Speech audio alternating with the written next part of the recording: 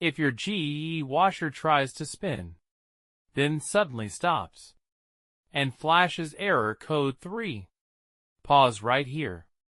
Because yes, there are a few simple things you can check, but in many real-world cases, this error comes back until one specific part is replaced. In this video, I will show you which part it is, and more importantly, I'll tell you exactly why.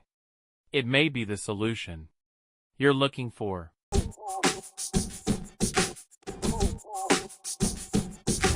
Error code 3 means the washer believes the motor is locked or not responding correctly.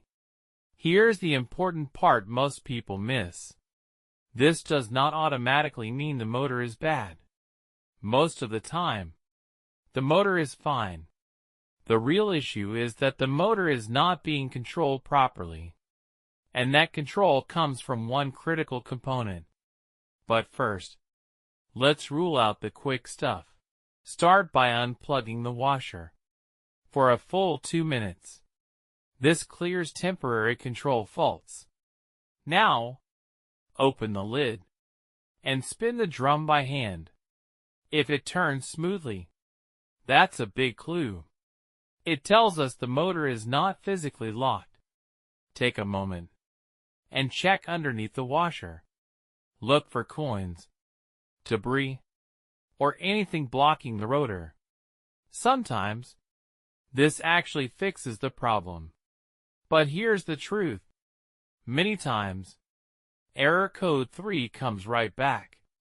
And when it does, the problem is usually not mechanical.